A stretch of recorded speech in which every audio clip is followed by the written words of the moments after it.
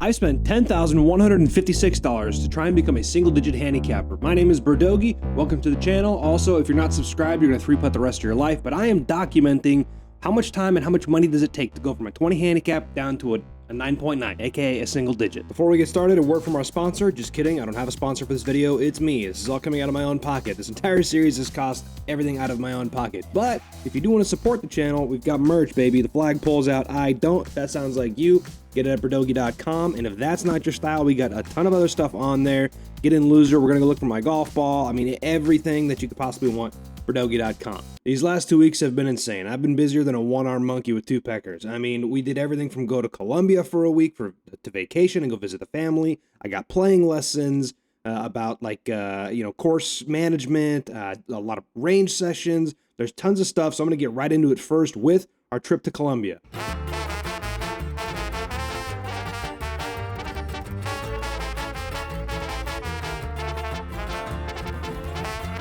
I know, pretty wild. I got recognized by the pilot when I was flying to Colombia, and he told me to come check out the inside of the cockpit, which is actually pretty funny because that's not the first cockpit I've ever been inside of. The first one was your mother.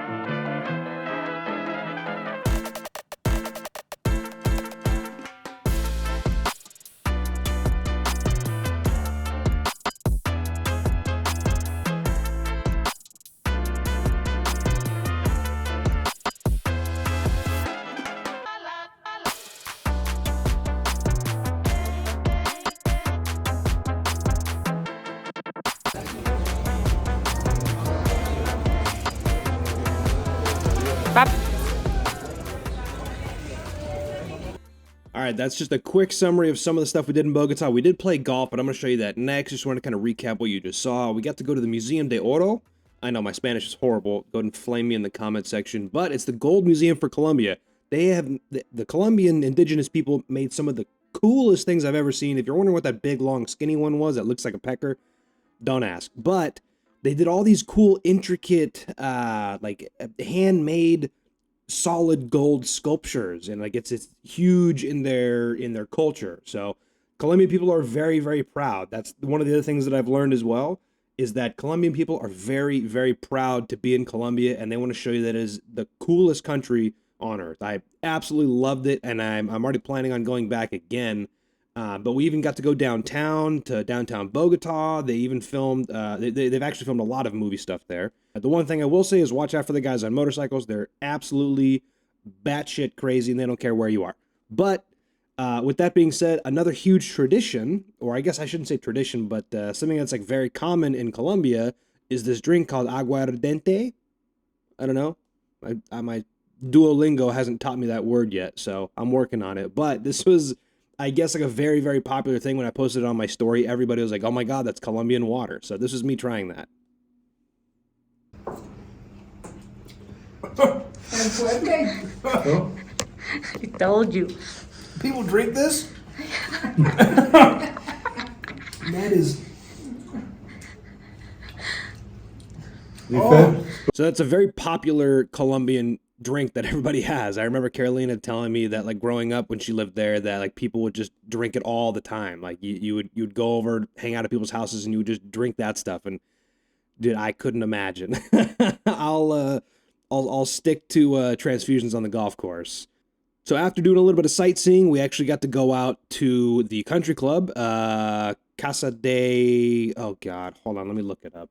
I'm gonna get absolutely flamed for this one. Club Campestre Los Arañes, and that's something to do with trees, I think.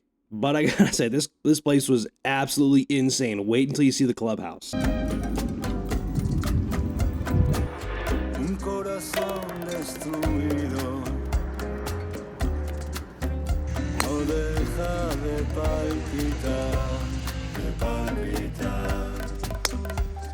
Bien, papi. Excelente. No tiene fronteras y no maldad.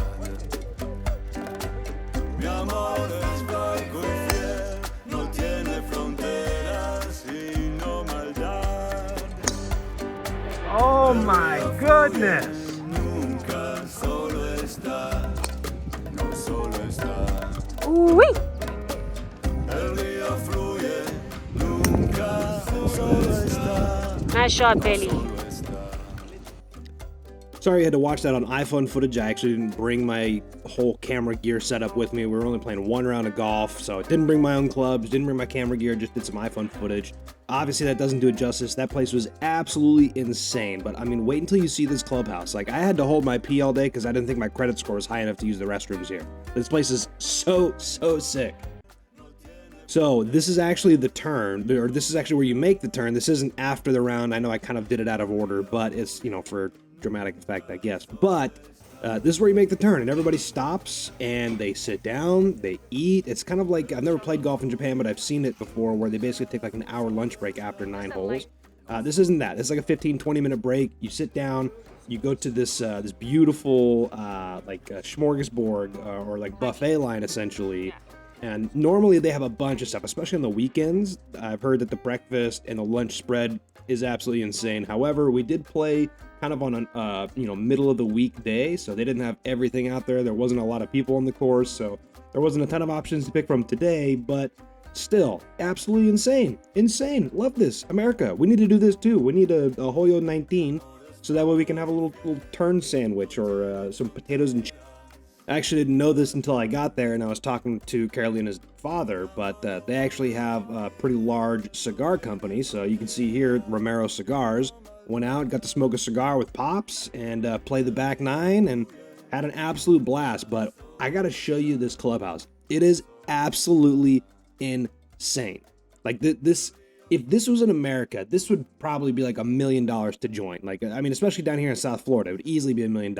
I've played at some really nice places down here, but I don't think I've seen any of them that have, you know, half of the stuff that this place has. Oh, your private country club has a card room? Awesome. That's so cool. But do they have an indoor Olympic-sized lap pool? No, didn't think so. And maybe if they do, it's probably a very expensive club. Or do they also have a full-size gym?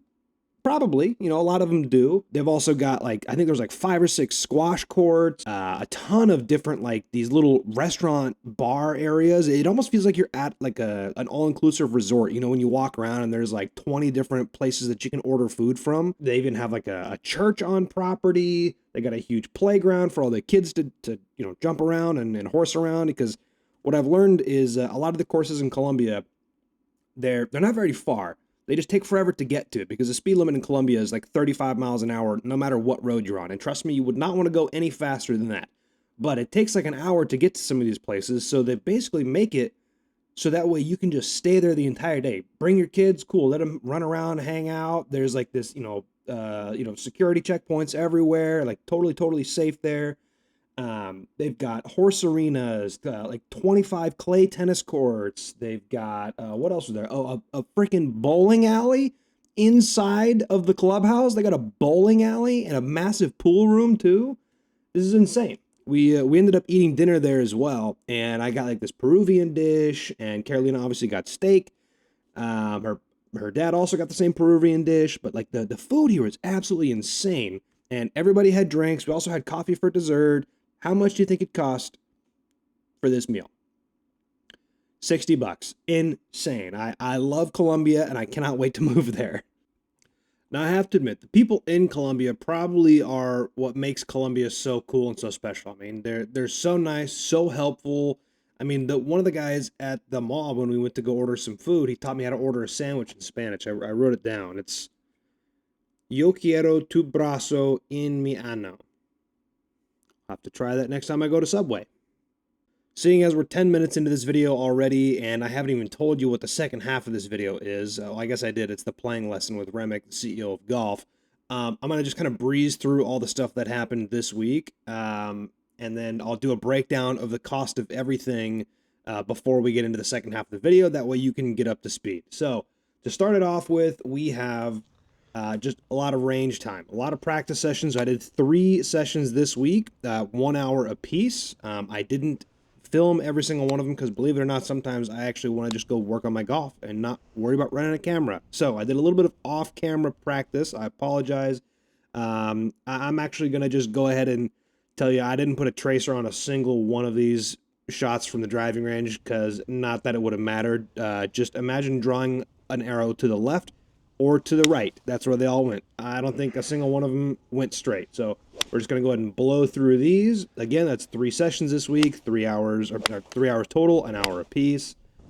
Next, we're going to get to the round that I played after this. It was Tuesday. That's usually the days that me and Carolina go play. This is kind of where I started seeing things go wrong. I'll leave it at that. The tee box for me has not been a problem, and usually that's my biggest problem, but the tee box for me was okay. Even the woods were okay.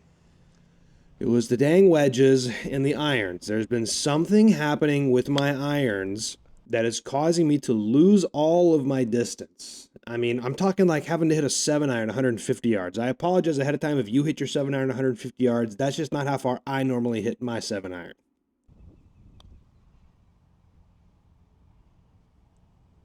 Oh my gosh. So this was a non-scoring, non-handicap updated round. This was a lot of times what I end up doing on these days is I'll play a few holes here and there, and then I help Carolina film some stuff for her channel as well, because that's one of the only few days of the week that she's able to get out on the course. Unlike me, I can go whenever I want, so I try not to be selfish and film myself for the entire day, and I try to help her, which is a good thing that I didn't play the entire round because it was not going my way.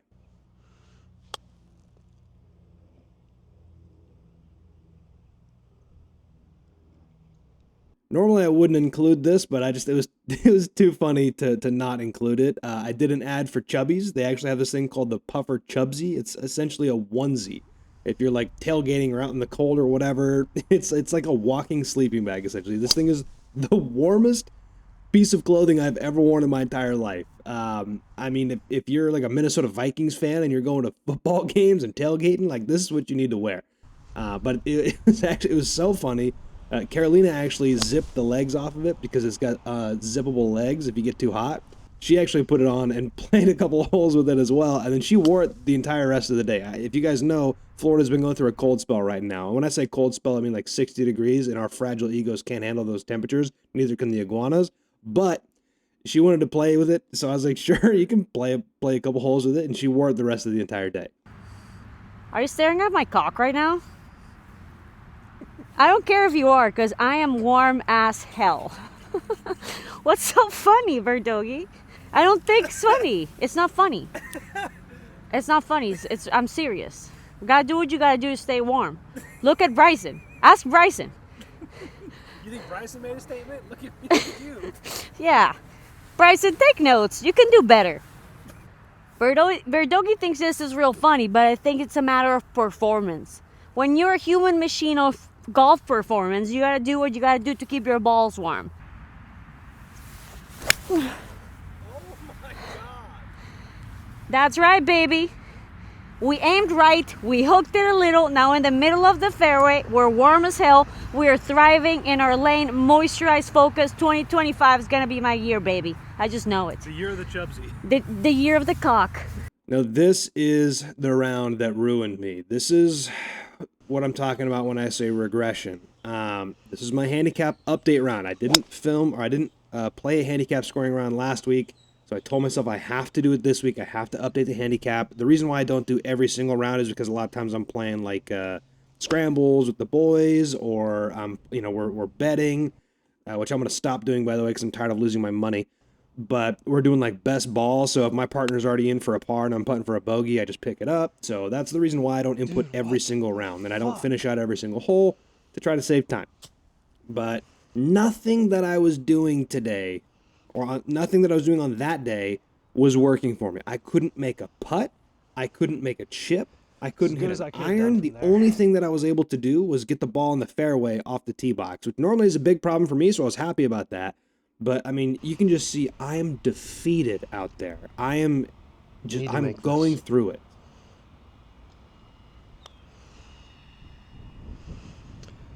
Oh my god, that's so fast. Oh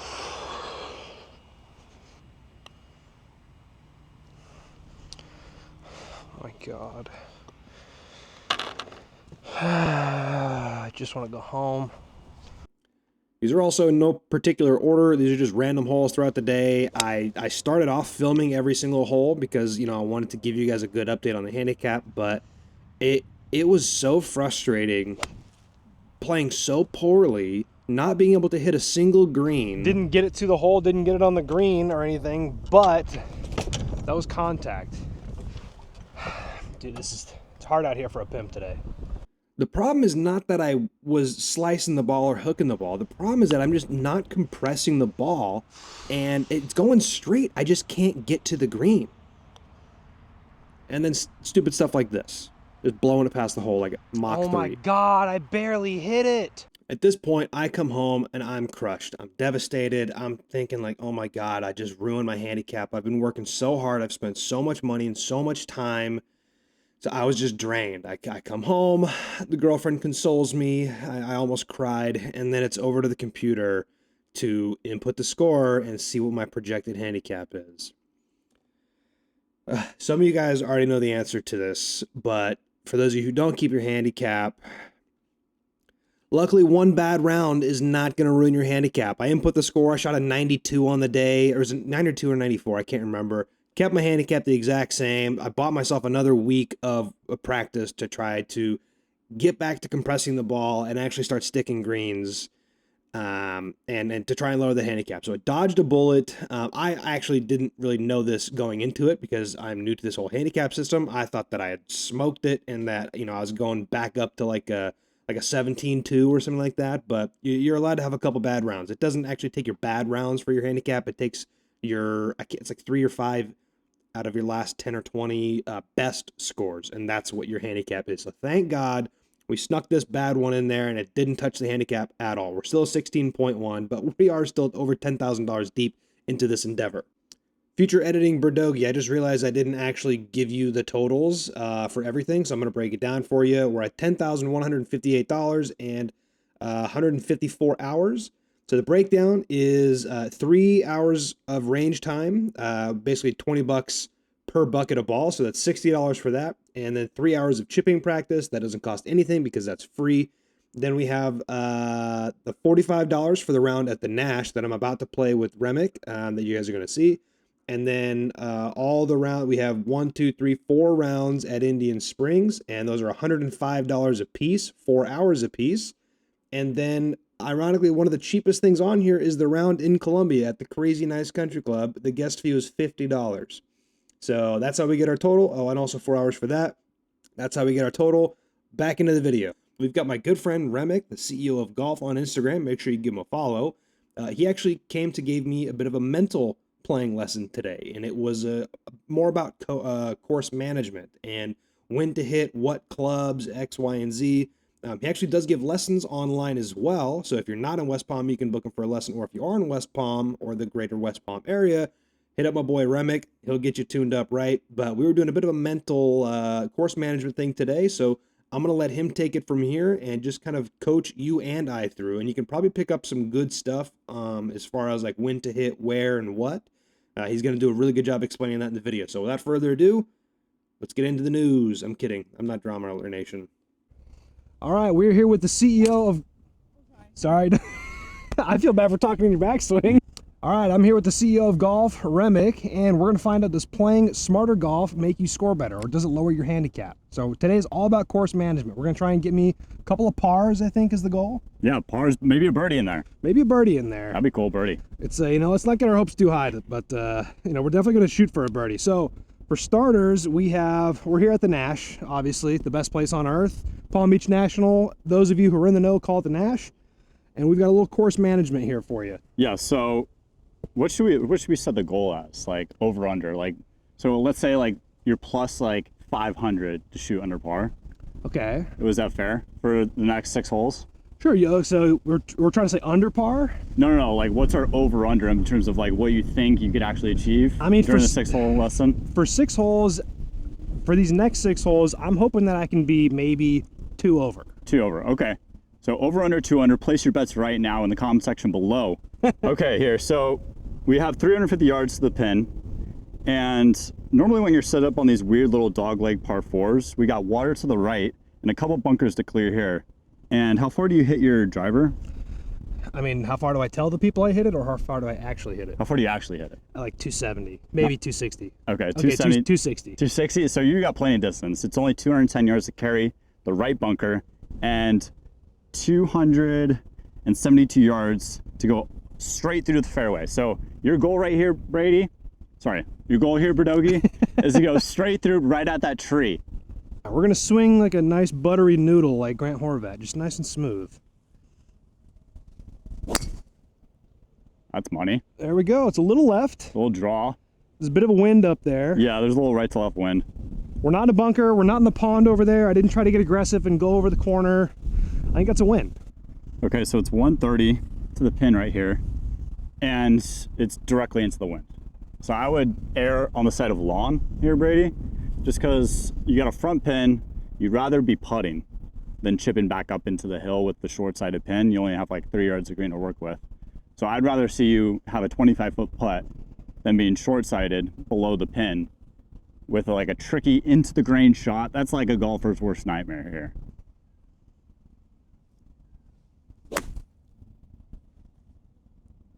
Okay, sit down, baby, sit down. Yeah, perfect. Ooh, hoo, hoo, hoo. All Dancing. right.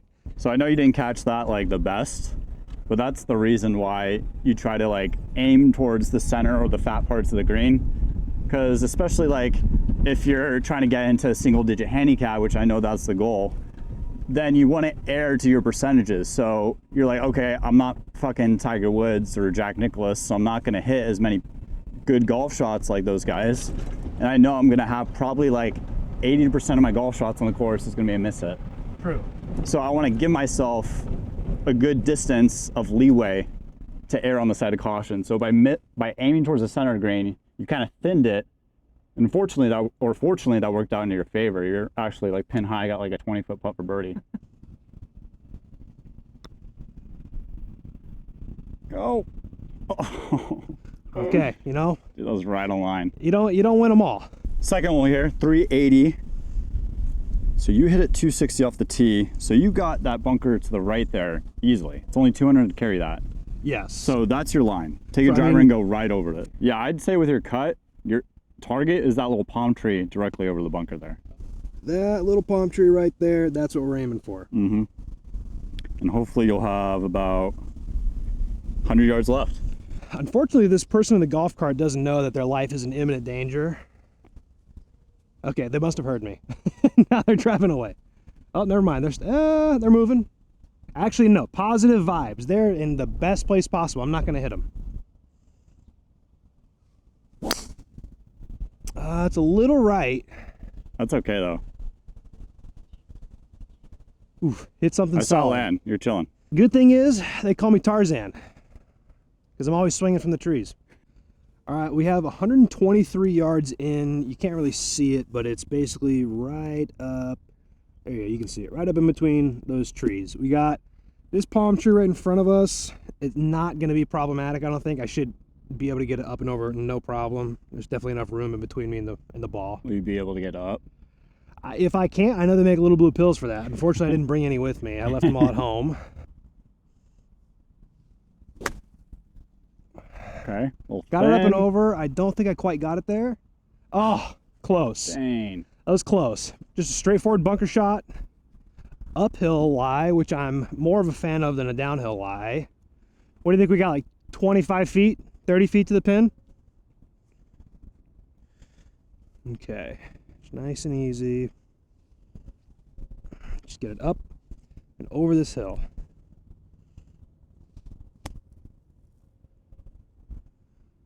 Pretty damn good. That's, for a 16 handicap, that's about as good as I can do. It's not too bad. What do we got? 6 feet for par? Yeah, like 6 to 8 feet. 6 to maybe? 8 feet for par. It's not too bad. I did say, you know, if I could be, what, 2 over through 6 holes? I mean, I'm allowed to have 2 bogeys, so the good news is we actually have a solid chance at a par on this one, though, so we don't have to use one of those up this early. Pace that sucker out. 1, 2, 3, 4. Okay. So that's going to be inside of the back foot, or inside of the back foot. Oh, I hit it soft. Yeah. I hit it soft. Hey, that's fine. That's fine. We're allowed 2 bogeys today. All right, another 370 par 4 here. So this is where it's going to get a little interesting here. It's into the wind, dogleg to the right. And you should have enough to carry that corner of those trees right there. But we're not even going to worry about that, because if you go directly through the fairway, it's 250 and into the wind, you're not going to get it through the fairway like that. Cut back. Oh, it's staying up there too long. Oh, That was ripped too. oh. That's all right. We'll be fine. I'm not afraid of fairway bunkers, so. 174 yards left. I just talked in her backswing. I am so terribly sorry. We're in the bunker. I'm gonna hand you off to Remick. Yeah, Sorry, so CEO. all right, so we're in the bunker here, and we kind of talked it through, Verdogi, and we were in between a 6 and 5, and I suggested that we go for the 6 just to guarantee us getting over that lip right there. You feeling confident with that club? Feeling more confident than with the 5. Yeah. I don't know if I'm gonna be able to get this there, but I'm gonna give it a whack. I'm just gonna give it everything she's got, Captain. Give it one of these. Really try to get through. Choke up. Move it back. Okay. Okay. That's That's fine. not That's bad there. kind of what I was expecting with this tree being right here. That's fine though. Got a little scared of it, but yeah, we're fine. Okay, so a little bit of deliberation here. We've got bunker right in front of me.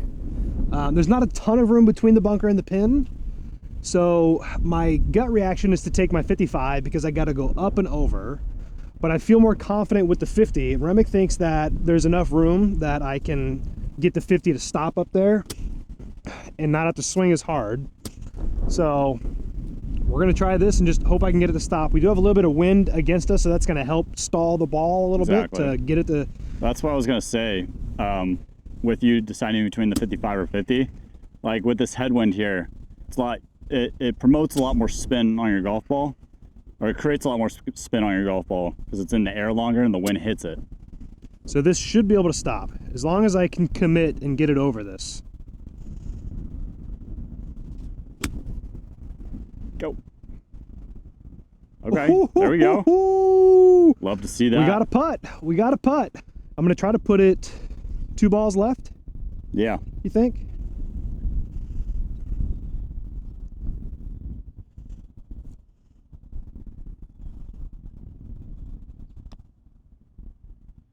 Oh, just misread. Misread. Shout out to my 2nd grade teacher. Yeah, no, it's driver. Driver bombs away. Your target's gonna be that palm tree directly through the fairway. You see the far one on the right? That one? Yeah, Or like the little one? The one that's kind of curved like my cock. Oh, that one. Now that you mention it. Yeah, you've seen it last night. Yeah. It's that one right there. It's actually, it's a prime example. And it is also about that big.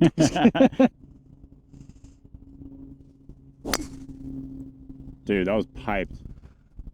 It's not left enough. Didn't really Sit. hold your finish there, but we're chilling. Oh yeah, I forgot. I forgot. So a 200-yard shot for me normally would either be my utility iron or my 5-wood. I'm more confident with the 5-wood as far as contact goes. We have a little bit of helping wind, so that should allow me to get up and over and onto the green. So Yeah. this is definitely go zone. There's not a whole lot of danger other than sand. So we're gonna just try to get after this one. Oh God, don't do that. Tempo. There we go. One of these in here. Boom. Shout out to my coach, Jess Frank.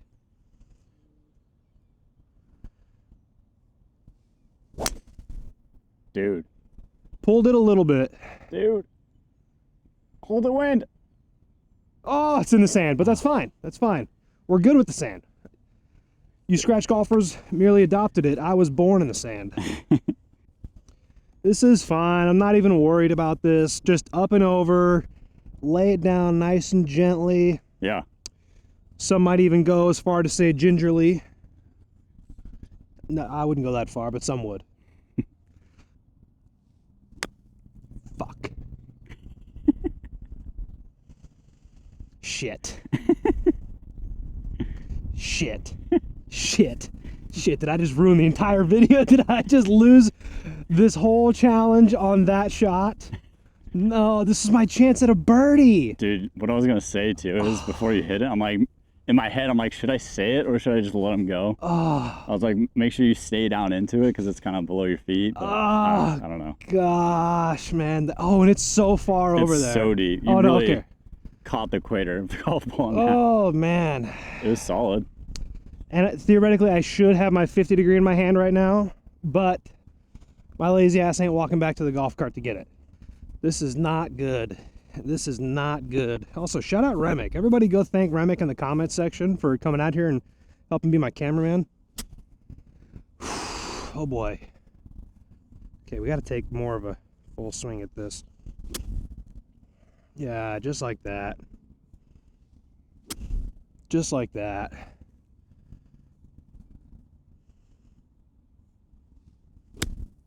Oh no, I chunked it. Gotta make a long one. Not ideal. Gotta make a long one. That's why I put my putter there, in case you're wondering. I knew I was gonna be putting from right there. We got a bit of a double breaker. Yeah. Right at the beginning, left at the end. Pace it off here. Downhill. Oh, this is beyond a pace thing for me. 1, 2, 3, 18, 19, 20. It's about 20 paces downhill the whole way. So I'm gonna try to play it like probably 14, 15 paces. Go, go, go, dig. Oh, such a good effort. Pacing, man, I'm telling you, pace it. Shot. Yeah, that's good. I'll give you that. That one's good. I think the people will give you that. I think the people would. And if you don't, why? Why not? Why? Why? Why? Okay, we got 160 wind into us. Where's he going? He's running away from me. 160 wind into us. Par 3, we have to make something up here because I royally screwed that last hole up. I'm sorry. I did the best that I could, but I screwed it up. So got too confident with the wedge and should have gave it another second. So 161 yard par 3, a little into the wind. There's a bunker right in front of it, as you can see. Let me zoom all the way in for you. Bunker there. We just got to get over that. Plenty of room to work with. The green slopes up towards the back also, so don't really have to worry too much about going over the back of it.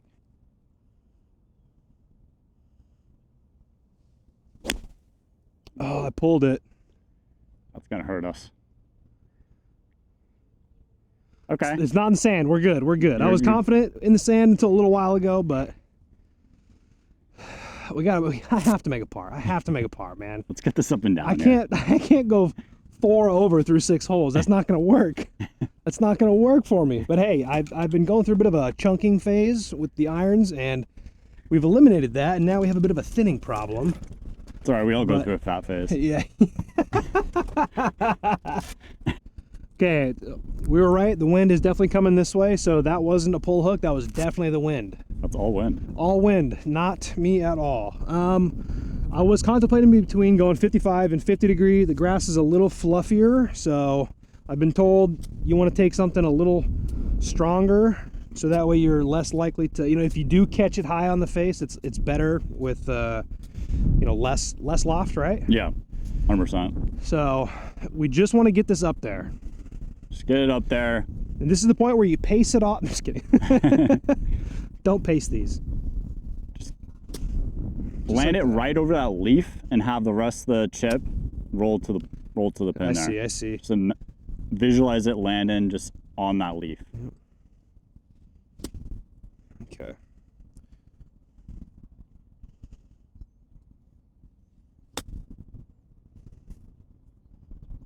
Oh, I went a little bit left. A little left. That's fine though. But that was good. It was a good number. It was a good number. It's gonna break a good amount here. It's gonna break left to right. Are you thinking like here? Yeah. With good pace. Good pace. Oh my gosh. You grab that. We're gonna finish the last hole. There's no chance of me actually completing the challenge at this point, but it's still good. This is all good information that I'm getting about where to place the ball when you're on the tee box, as far as like where you're trying to land the ball, just how to stay out of danger. Just like he was referring to the decade thing. It's it's all good information. I may not be executing the shots, but I'm at least retaining the information on what to do. Oh, man. Kobe. That's fine. It's time for a glove swap. That's fine there. These things get a little squirrely in the hands. We're gonna take a 7. You know, I'd rather be a little long than short on this hole. It does look like it's kind of back there, but I'd rather swing a smooth 7. Oh, fucking hell. 4! Okay. Don't worry, it didn't hit the golf cart. It hit the palm tree. Back in play. It hit the palm tree. There's some good chipping grass over there. They just installed it. It's called turf. That's how far out I am. Man, what a way to finish. That was a flush shank, though. That was the flushiest of shanks. You're not going to find a more flush shank on the internet. Not a chance. If you guys haven't yet, like and subscribe. For that flush. Yeah, it was a solid shank. All right, we just got to get it close. Let's at least try to finish with a par. Yeah. You got a little 50 again? A little 50 degree. Good news is I can't really chunk it because it's AstroTurf. Facts. Kobe. Money. Do it. Oh, I almost finished with a bird. That was pure. We'll just go tap that in. We're not even gonna grab the putter. Just go blade it in. Blade her in.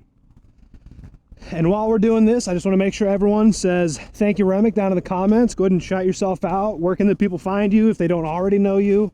So you can find me at CEO Golf on all social media platforms. If you want lessons, I give them online as well, in person or online. If you're in the Palm Beach area, hit me up. If you just want an in-person, or if you just want an online lesson, I give those as well. So link in the bio. As you guys can see, he did help me a lot today.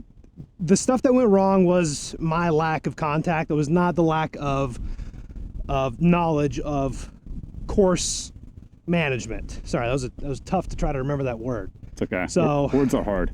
Definitely shout out to Remick for making this filming job much easier, and thank you for coming out here today. We're going to finish this off with a nice little par, and that takes us to, what was it, 4 or 3 over?